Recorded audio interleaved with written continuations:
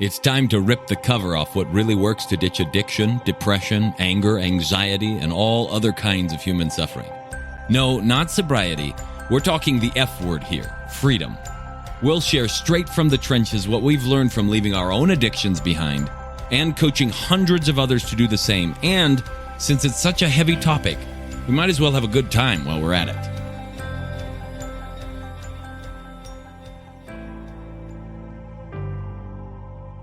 All right, folks, let's talk creativity for a second. Let's talk about where everything all began. Now, what do I mean by that? I don't mean rehashing my story. I mean, where did all of this struggle and suffering begin? I know I've devoted a number of episodes to these things over the past couple of years, exploring kind of like the initial places where people got tripped up, and not intentionally by society, not intentionally by their parents, but where a lot of this suffering begins and where a lot of it starts. I want you to just look back for a second, and I want you to consider something. Of all of the times and places when you felt miserable or were suffering in some way, shape, or form, whether that's depression, anxiety, panic, all of the other things, I could probably say fairly accurately that almost all the time, the common thread between all those experiences isn't the outside environment, isn't the people involved, isn't your body shape, size, or whatever, because you were small sometimes, you were big sometimes, or any of that, isn't necessarily even always the food, but the common thread between all the times that you were having these emotional experiences and coping behaviors coming from them is that you were thinking. Yes, in fact, your thought process itself is the place where all of your misery is manufactured. You have become, like many people, myself included, I have dabbled in this. I might even have considered myself a grandmaster at one point in time of misery, manufacturers of misery. And we became this way because of a certain place that all of this stuff began. Now, there's some great talk in the world today. So a lot of talk, research talk, and all of these other things talking about this big word called epigenetics. Now, epigenetics sounds fancy, and the way it comes across a lot of times when I've asked people, what does epigenetics mean to you? The very common conception, it's this notion of inheritance, that there is this sort of phantom, vague, unnameable, we're not quite sure how it works, way in which alcoholism passes on to the next generation, or depression runs in the family, or despite all of the generations that it skips, or the people in the family that don't have it, right? And so there's this notion of inheritance. So when I went looking at epigenetics, because just like I told you last week, you got to question even the words people use. What the heck do those mean? So often we take these words for granted, and these words are actually a clue to the biases of the person telling about them. So the word epigenetics, I look it up. I'm looking around it. It obviously comes from epi, being around, like the epicenter of an earthquake or something like that, or an EpiPen maybe. And then genetics having to do with the genes. And I look at it, and basically the definition that's given is that anything that affects gene expression that isn't specifically related to the genes themselves. In other words, you have certain genes encoded in your DNA, that meaning bases of amino acids that interact with other chemistry and other amino acids and whatnot in your body to produce certain expressions of traits and results inside of your system. These genes get turned and off during the day. It's not like they're always on or always off. They're not in a permanent situation, just based on the chemical situation. And that is influenced by a number of factors. And they're like, okay, so all the factors that influence gene expression that aren't written in the genes, those are things that are epigenetic. Now, these are not just, it runs in the family. These are the food you eat, the place you live, the clothing you wear, the thoughts you think. All of this is epigenetics. So when they're talking about epigenetics, what they're saying is, I don't know, the gene did something that I can't explain. It must have been influenced by something else. And that's what the word epigenetics means, right? And so all of these factors that are approaching and that are sharing themselves and that are showing expression and changing the expression of genes for physical health, for emotional health, and so on, are being influenced by so much more than just your DNA that you should find this very heartening. You should at this moment be like, well, shoot, it doesn't matter what I've inherited. Sure, maybe my nose might be a similar shape to my grandparents, but even they say like, this skips a generation. Why does it skip a generation? That doesn't make any sense. Like, genes are just little bits of amino acids responding to stuff. What is it that makes them stick around? We're dealing with a lot of extra data, and neuroscientists and all these other people are doing their best to try and make sense of it, but their making sense of it is limited by their ability to make sense. So this all began for you and I right at the beginning. A number of years ago, there was a study done where they took 1,600 4 to 5 year olds, and this has been described in the book The Art of Impossible by Stephen Kotler, as he's explaining flow science and whatnot. And there's a lot of declarations that he makes in there, like, well, science knows this, and we now know this. Science doesn't know anything. Science isn't equipped to know things. Science is equipped to get data and explore things, and then they make hypotheses about them. So science can't prove anything. It can disprove things, and even that's possibly shaky. Who knows? And so anybody telling you science knows this or we now know this is operating in the sense of a journalist. Sometimes it's just easier to say it that way, but the reality is that science doesn't know anything. And science isn't a person, by the way. If you look at science, there's a whole bunch of different people that have a bunch of different opinions about the data that has been set up. And all of the research and all the experiments are influenced by that. And we've talked about that before. But, you know, the research experiment that was done in terms of creativity was done on these 4 to 5 year old kids. And they measured them on whatever metrics they were using in terms of creativity. And all of them scored at the genius level for creativity. 98 percentile.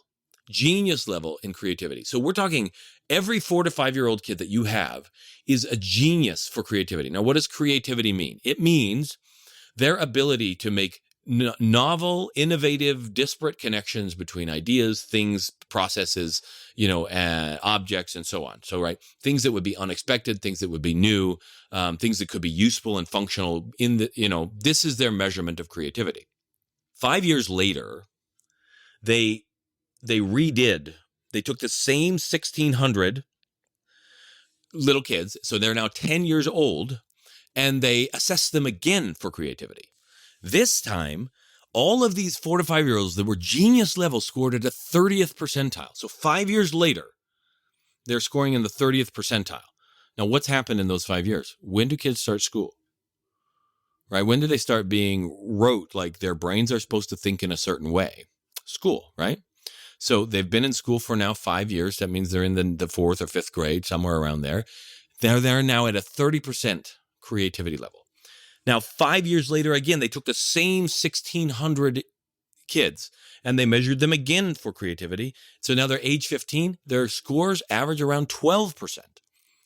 Then in this study, they took another kind of swath of 1 million people, average age 31 in the United States, and they measured them for creativity, and the average score was around 2%.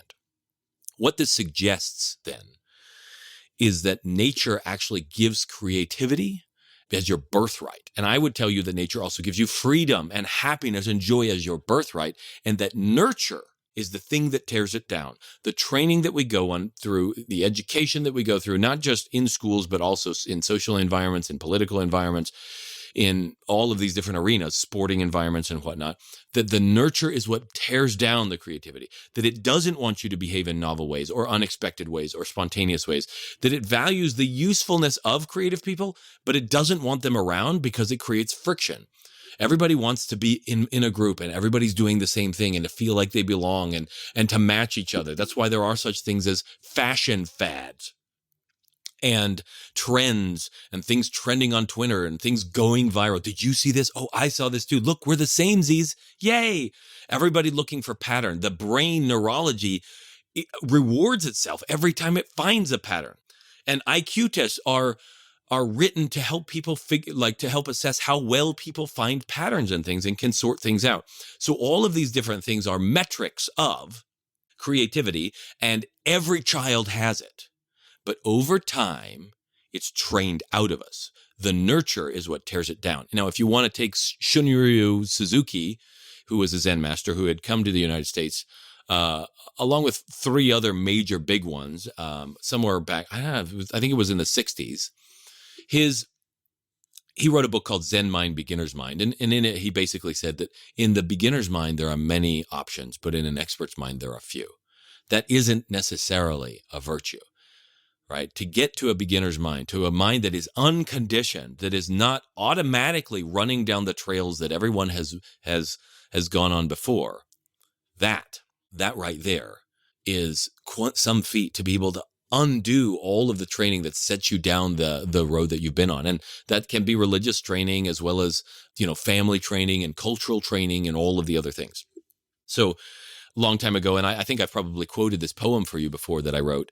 Robert Frost wrote a poem about two roads diverging in a yellow wood, and he took the one less traveled by, and that's made all the difference. I was frustrated by that because even in graduate school, I was frustrated by the feeling that my life had been set out in front of me and all the choices had already been laid out, and I was just choose between them, and there was a right way, and then there were all the ways that weren't right. So I wrote a response to his poem called Another Traveler.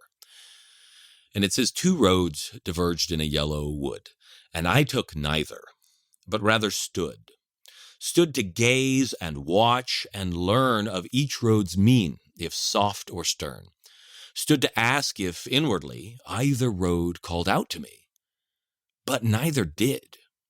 So I remained in that one place where 2 paths came. At length this thought came inwardly, that neither road was meant for me. Both were made for others' feet, which mine would never find as sweet. I rose to this forbidding voice, and set anew to make my choice, and then forged a path alone.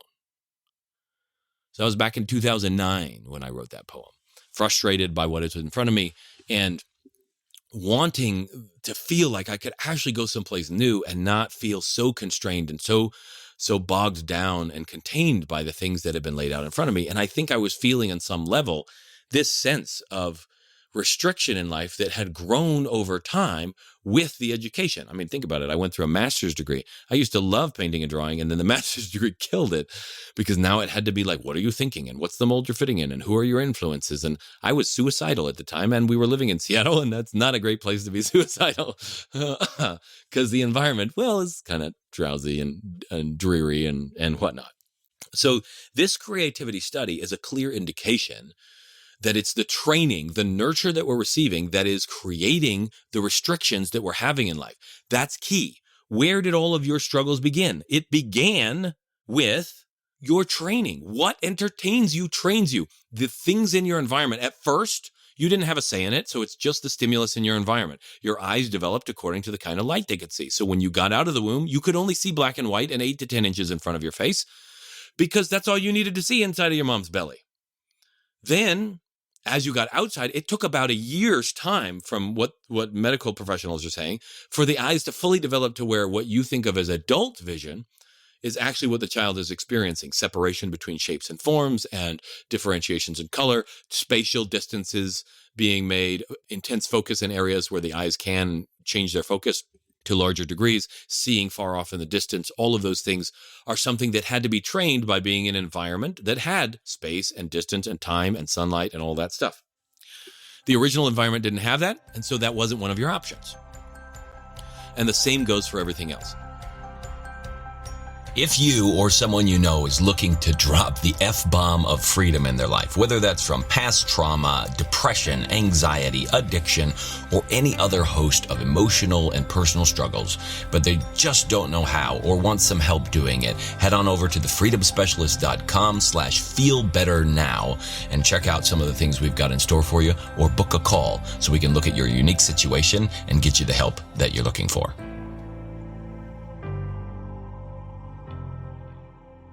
So when you were born, the first thing that you were handed was language.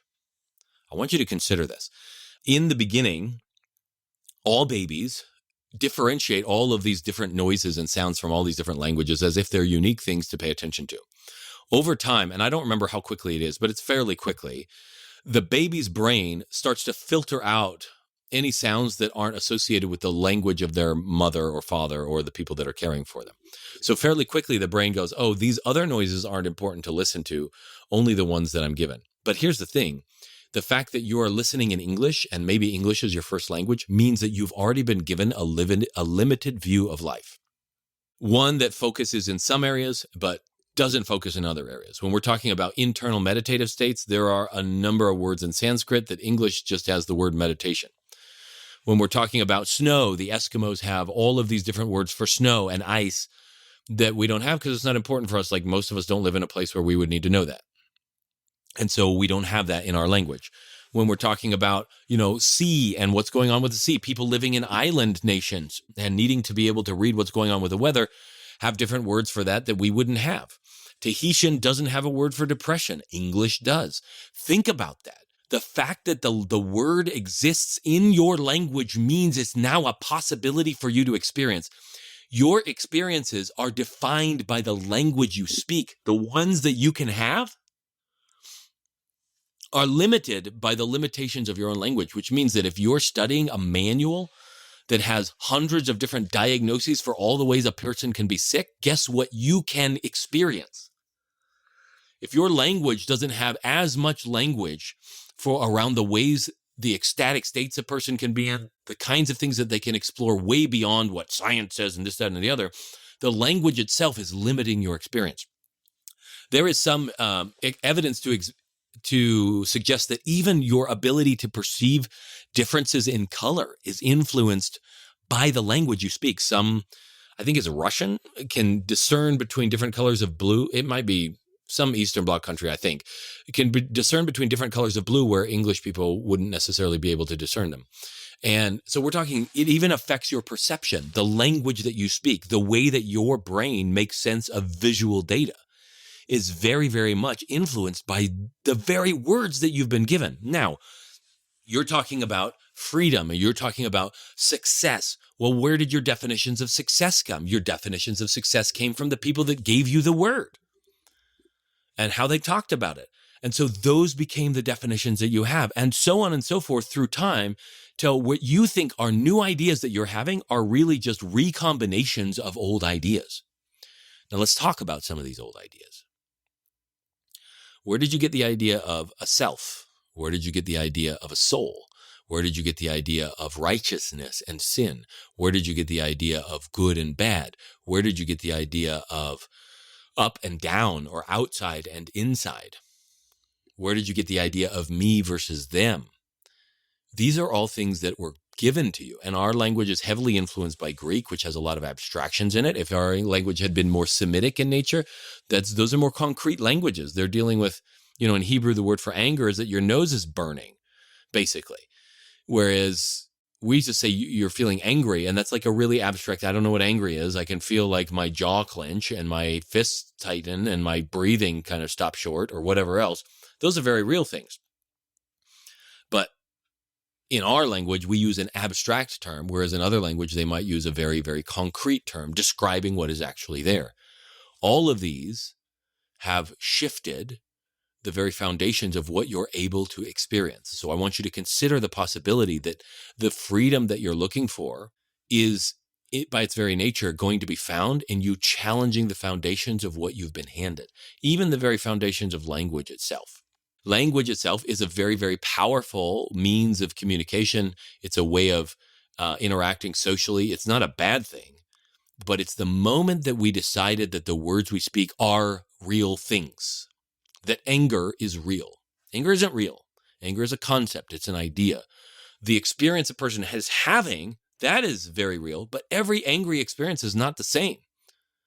You label this thing on top of a lot of different experiences when all you really need to do is handle each experience as it comes, and they are very physical in nature, and you don't have to read into it. But as soon as you start labeling it, angry this and angry that, and depressed this and sad this, and I'm starting to panic, no, you're starting to breathe in a certain way, and your body feels tense over here. Those are things you can work with. You can't work with panic.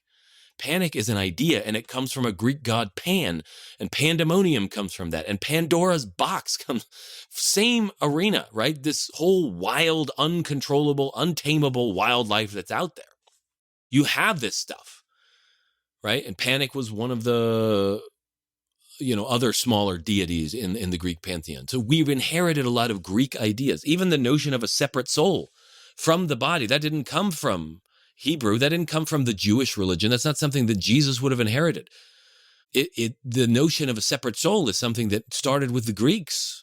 The notion of an afterlife is something that really started with the Egyptians and the Greeks and some of these other people in terms of a soul or some abstract entity that we can't see or anything that is moving on after this life. I'm not saying there is one or isn't one, but I'm saying that their languages encoded that, and so they started thinking in those terms. And Plato's thought started thinking in terms of, well, there's a separate soul, and there's a perfect world that's not this world. And because there's a perfect world that's not this world, then this world is tainted. The body is something of a cage, and that's a gross overstatement of it. But Christians then took Plato's words. They've been around for a long time. A lot of the Christians were Greek converts. Philo of Alexandria was a Jew, and he was schooled in Greek, and he started sharing Platonic ideas. The Gnostics pick it up until pretty soon the body is a bad thing. It's evil. It's wrong. It shouldn't be doing the thing it's doing. It needs to be discarded like a garment, and all of this stuff. The world itself is evil. Those are ideas that came from the Greeks into Western thought, then were adapted and adopted by Christians, and then became mainstream to where we think that's what Jesus was teaching. But Jesus, no, that whole tradition had that the soul and the body they exist together, that it's the breath inside of the body, and that when the body expires and the breath leaves, it's not that the breath went somewhere, it's just gone, it's stopped. And the body rests in the ground. That the greatest fear of these people at that time was complete annihilation, to cease to exist. It was not that they would have a hell afterwards. It was that they would be utterly destroyed. And you can see it in all of the older texts. That when they go to lie with their fathers, they're not talking about an afterlife. They're talking about the bones of their fathers, like in Ezekiel. They're talking about a big pit that's like a grave. As opposed to being cast out from the tribe and being torn apart by wild animals somewhere out in the wilderness, that would be ignominy. That would be, oh no, your bones don't rest with the bones of your fathers. All of these different things got adopted in over time, and they became sort of part of the consciousness of society. And then as you grew up, your parents shared things with you that had been influenced by their parents, and so on, in this massive telephone game of human history. So the entire baggage of human cultural history is something that you're dealing with. This is where your suffering began. It began with the knowledge that people handed you, and the notion that that knowledge is more significant than your own direct interaction with the world. If you had the ability to just set it down, it's not bad to have that knowledge. Obviously, there's a lot of survival, a lot of great technological advances, although a lot of that has also destroyed the planet. So who's to say whether that's good or bad? We definitely enjoy them. And at the same time, I don't know if that enjoyment is ending the human species as we know it. Humans showing up on the planet has been also the mark of the extinction of how many other species, both plant and animal. So is it good? Is it bad? I don't even know how to make that assessment. But in the end, all of this cultural knowledge, all of this information has trained your brain to be in a space where what you can experience is limited by the whole of human history. And what's inside the whole of human history? How many dramas are there? How many tragedies are there? How many histories are there? How many times do we go up and down saying the human condition is this? Anybody telling you what the human condition is blowing smoke out of their rear end. They are not qualified to tell you what the human condition is. They can tell you what humans have experienced. But who's to say that this isn't just a phase in human history, like puberty is a phase in human development?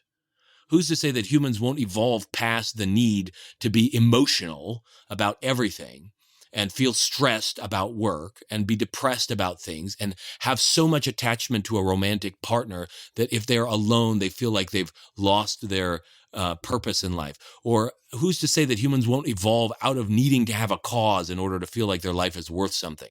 Nobody is qualified to make that statement. So when anybody's telling you this is a fact of life or a human condition, all you can listen to them saying is they're regurgitating what other people have told them, because that's the only way they've known how to make sense of their situation.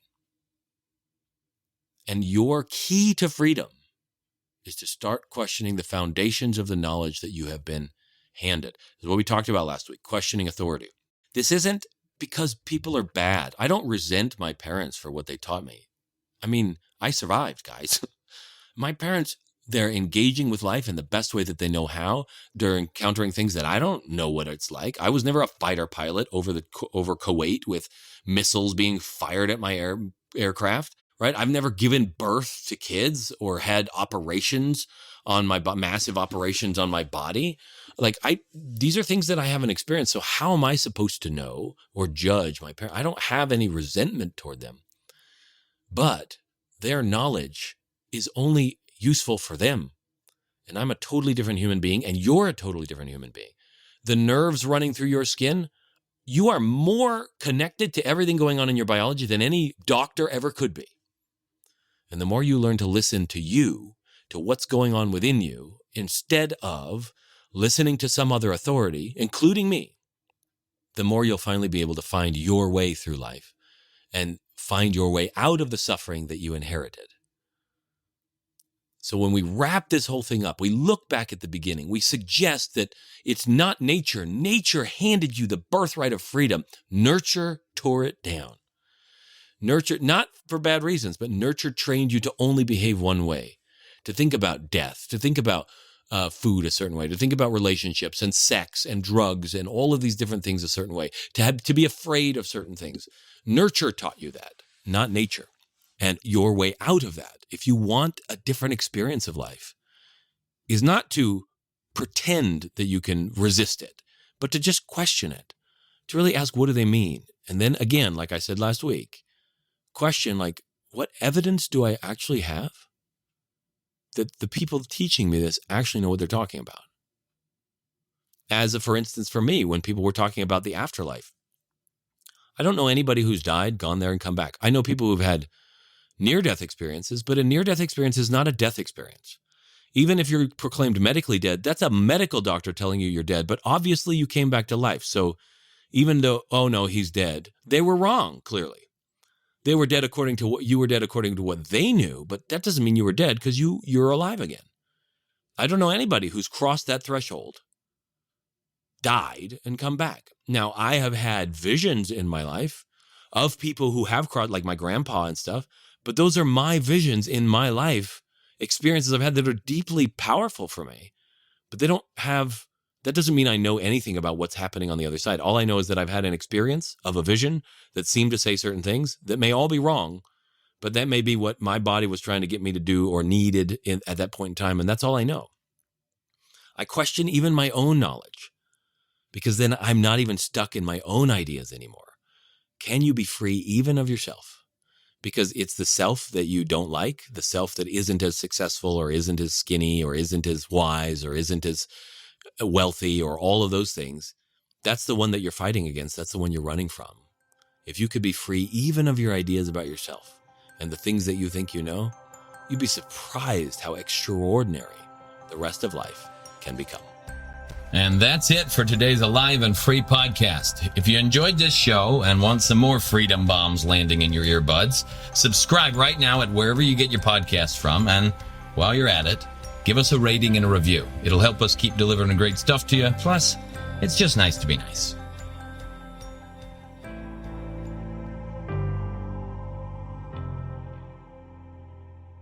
This is thepodcastfactory.com.